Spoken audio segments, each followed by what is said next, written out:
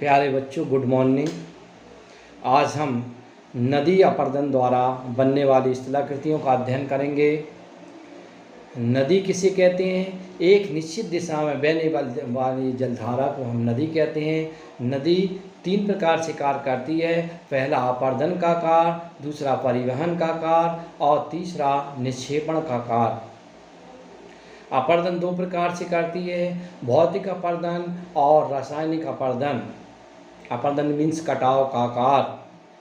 भौतिक अपरदन किसे कहते हैं? नदी में जब जल की मात्रा अधिक होती है, नदी जब प्रवाहित होती है तो नदी के द्वारा जो खुरचने की प्रक्रिया होती है, काट छांट की प्रक्रिया होती है, वो कहलाता है भौतिक अपरदन। नदी जब प्रवाहित होती है तो उसके खुरचने की प्रक्रिया, माने उसके साथ जो कंकड़ पत्थर गोलास वगैरह होते हैं, चट्टानी टुकड़े होते हैं, जिसको अवसाद कहते हैं, जिसको जलोढ़क कहते हैं, वो उसके साथ जब बहते हैं तो वो खरचने का कार्य करते हैं, कटाव का कार्य करते हैं। ये प्रक्रिया भौतिक अपरदन कहलाती है। और दूसरा है रासायनिक अपरदन। रासायनिक अपरदन घुलनशील पदार्थों को बहाकर ले जाने की प्रक्रिया जो होती है वो रासायनिक अपरदन कहलाती है। नदी में जल की मात्रा जितनी अधिक होगी, नदी का प्रवाह वेग जितना तीव्र होगा, उसमें अगर उसका प्रवाह वेग दुगना होता है तो उसके अपरदन की प्रक्रिया 64 गुना बढ़ जाती है। नदी जब प्रवाहित होती है तो प्रवाह मार्ग में उसके जो चट्टानी टुकड़े होते हैं, उसके यंत्र का काम करते हैं, उसके औजार का काम करते हैं, वो ही अपरदन का कार्य अर्थात कटाव का कार्य करते हैं। तो पहली इसमें नदी अपरदन द्वारा बनने वाली पहली स्थलाकृति हम देखते हैं बी आकार की घाटी। जब नदी पर्वतीय क्षेत्रों से उतरती है तो किनारों को काटने की अपेक्षा तलवर्ती क्षेत्र को काटती है, जिसकी आकृति अंग्रेजी के बी अक्षर के समान हो जाती है, उसको हम बी आकार की घाटी कहते हैं। इस प्रकार की बी आकार की घाटी आपको नर्मदा नदी में भी मिलेगी, उत्तर भारत से निकलने वाली नदियों में मिलेगी, प्रायद्वीप पठार में निकलने वाली नदियों में मिलेगी, है ना। इसके बाद हम दूसरी आकृति देखते हैं गार्ज। जब बी आकार की घाटी और अधिक गहरी हो जाती है तो उसको हम कहते हैं गार्ज। सिंधु नदी, सतलज नदी, ब्रह्मपुत्र नदी गहरे गहरे गार्जों का निर्माण करती है। और सिंधु नदी जब बहती हुई जाती है तो वो गार्जों का निर्माण करती है। और विहंगम गार्जों का निर्माण जब वो जम्मू कश्मीर के लेह के पास से गुजरती है तो वहाँ पर चिल्लास नामक स्थान पर गार्ज का निर्माण भी करती है, विहंगम कैनियन का निर्माण भी करती है। कैनियन में बताऊंगा अभी क्या होता है कैनियन। हमारे यहाँ पर जो ब्रह्मपुत्र नदी है वो भी चीन में जो सांगपो के नाम से जानी जाती है, और अरुणाचल प्रदेश में जब घुसती है तो वहाँ पर अरुणाचल प्रदेश में दिहांग नदी के पास दिहांग नदी के गार्ज का निर्माण, जहाँ पर ब्रह्मपुत्र नदी दिहांग नदी के नाम से जानी जाती है, वहाँ पर ब्रह्मपुत्र नदी जो है दिहांग नदी के नाम से जानी जाती है, वहाँ दिहांग गार्ज का निर्माण करती है। इस प्रकार कृष्णा नदी भी करती है। इस प्रकार भारत की नर्मदा नदी भी करती है। आप नौका विहार करते हैं, नौका विहार करते हुए जब नाव पलटाता है तो वो कहते हैं ये बंदर पूर्णी, वो वहाँ पर जब नौका विहार करके जहाँ से नाव को टर्न करता है वहाँ पर आपको गार्ज की स्थलाकृति देखने में संगमरमर की चट्टानों में बनी हुई प्रमुख स्थलाकृति गार्ज आपको देखने को मिलेगी। इसके बाद तीसरी आकृति हम कैनियन। जब गार्ज और अधिक गहरा हो जाता है तो उसको हम कैनियन कहते हैं। विश्व का सबसे ऊंचा कैनियन संयुक्त राज्य अमेरिका की कोलोराडो नदी पर आपको मिलेगा। कोलोराडो नदी पर मिलेगा। कोलोराडो नदी में आपको सबसे ऊंचा कैनियन मिलेगा, विश्व का सबसे ऊंचा कैनियन मिलेगा। कैनियन जब ऊंचाई से गिरता है तो एक सुतली की भांति, एक डोर की भांति दिखाई देती है, मोतियों की माला की तरह दिखाई देती है।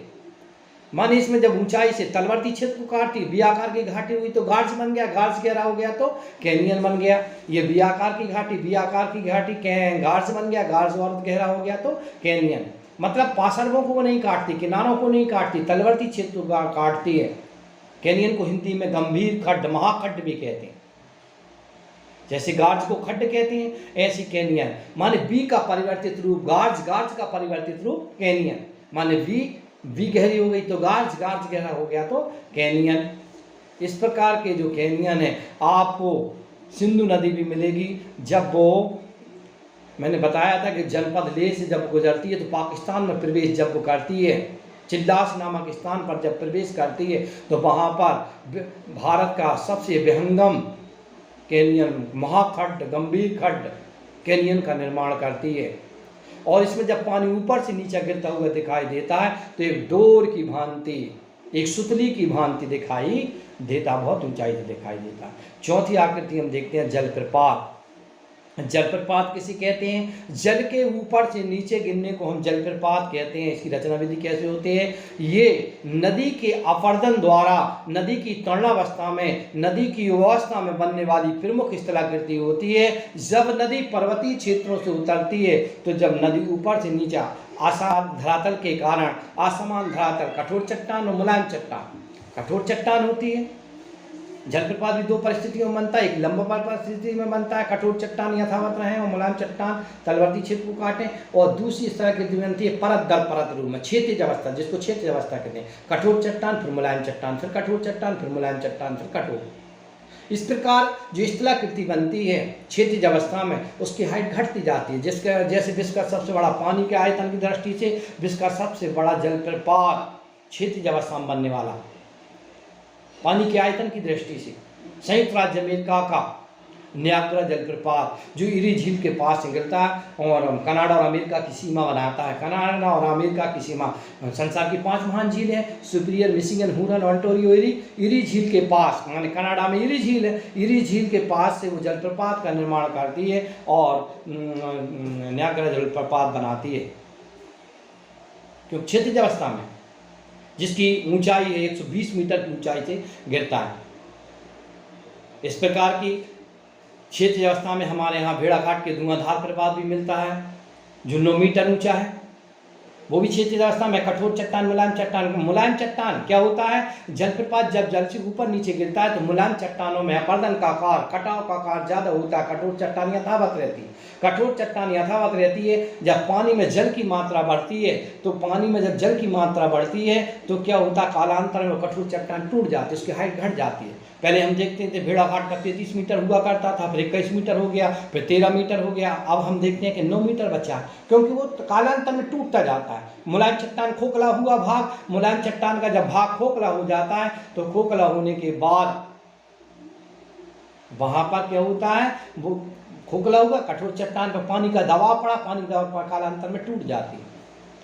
इस प्रकार आपको सिंधु नदी, सतलज नदी में भी अनेक जलप्रपात मिलेंगे। प्रायद्वीप पठार की नदियां बड़ी मात्रा में जलप्रपातों का निर्माण करती हैं। जैसे भारत में सबसे बड़ा जलप्रपात जोग जलप्रपात मिलेगा आपको, जो कर्नाटक में कावेरी नदी की सहायक नदी है, सारावती नदी, वहाँ पर बनता है, जिसको गौर सोप्पा भी कहते हैं या जेरे सोप्पा भी कहते हैं।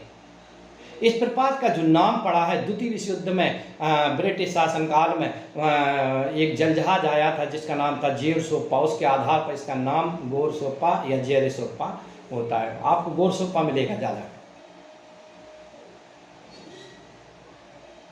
जलप्रपातों का निर्माण के बाद हम देखते हैं चौथी आकृति आती है जलगर्तिका, जल के गड्ढे, जल गर्तिका, जल के गड्ढे। नदी के अपरदन द्वारा बनने वाली, नदी के अपरदन द्वारा बनने वाली प्रमुख स्थलाकृति है। जब नदी प्रवाहित होती है, कठोर चट्टान के बीच में कोई मुलायम चट्टान का आवरण आ जाता है तो जगह जगह गड्ढे बन जाते हैं। तो उसमें जो अवसाद होता है, जलोड़ा होता है, कंकड़ पत्थर, लोड़े बजरे होते हैं, उसमें भरे रहते हैं। तो वो भंबर का निर्माण, जब पानी में जल की मात्रा बढ़ती है तो वो क्या करते हैं? भंबर का निर्माण करते हैं, भौरे का निर्माण करते हैं, और उन गड्ढों को क्या करते हैं? कालांतर में और गहरा गहरा करते जाती हैं। वो जो कंकड़ पत्थर होते हैं, बालू बजरी होती है, वो यंत्र का काम करते हैं, औजार का काम करते हैं। और कठोर चट्टान में वहाँ पर जगह जगह जो गड्ढे होते हैं उनको बड़े बड़े गड्ढों का निर्माण करते हैं। इस प्रकार जब कोई चट्टानी टुकड़े में गोल गोल गड्ढों का निर्माण हो जाता है तो उसको कहते हैं जलगर्तिका। इस प्रकार की स्थलाकृति आपको नर्मदा नदी में मिलेगी। हमारे यहाँ बरमान घाट में चले जाइए, जगह जगह आपको गड्ढे मिलेंगे। माछारेवा नदी में चले जाइए और सिंधु नदी में मिलेगी, कृष्णा नदी में मिलेगी, चंबल नदी में मिलेगी। आप प्रायद्वीपीय पठार की नदियों में चले जाइए, उत्तर भारत की नदियों में चले जाइए, आपको ऐसे बहुत जलगर्तिकाएँ, जल के गड्ढे मिलेंगे, क्योंकि जब प्रवाहित होती है तो कठोर चट्टान के बीच में कोई छिद्र बन जाता है, जगह जगह छिद्र बन जाता है, तो उसको गहरा करके जगह जगह बड़े बड़े गड्ढे बना देती है, जिसको जलगर्तिका कहते हैं। अब नेक्स्ट आकृति हम देखते हैं जलगर्तिका व क्षिप्रिका या नदी सोपान। जब नदी पर्वतीय क्षेत्रों से उतरती है तो क्या करती है, कठोर चट्टानों में कटाव का आकार कम करती है, मुलायम चट्टानों में अर्थात कोमल चट्टानों में अपर्दन का आकार अधिक करती है। कठोर चट्टान यथावत रहती है, कठोर चट्टानों में कटाव कम होता है। तो जब पर्वतीय क्षेत्रों में चट्टानें लंबवत रूप में, कठोर चट्टान फिर मुलायम चट्टान फिर कठोर चट्टान फिर मुलायम, ऐसे लंबवत रूप में मिलेगी, एक क्षैतिज अवस्था में मिलेगी कठोर चट्टान मुलायम चट्टान, तो वो नदी वेदिकाएं, नदी सोपान बनाएगी। और क्षिप्रिका या नदी सोपान जो लंबवत अवस्था में, कठोर चट्टान फिर मुलायम फिर कठोर फिर मुलायम फिर कठोर फिर मुलायम। तो कठोर चट्टान तो यथावत रहती है, मुलायम चट्टानों में कटाव के द्वारा सीढ़ीनुमा आकृति बन जाती है। जब नदी का जल पर्वतीय क्षेत्रों में सीढ़ीनुमा आकृति में उछल उछल कर बहता है, जिसको कहते हैं क्षिप्रिका या नदी सोपान। सोपान मतलब सीढ़ियां, माने झरने जैसी आकृति बन जाती है। कठोर चट्टान यथावत रहती है, जब पर्वतीय जल सीढ़ीनुमा आकृति में उछल उछल कर बहता है तो उसको हम कहते हैं नदी सोपान। प्यारे बच्चों, खूब पढ़ो खूब बढ़ो। आप अगली वीडियो में मैं और इसके संदर्भ में चर्चा करूंगा।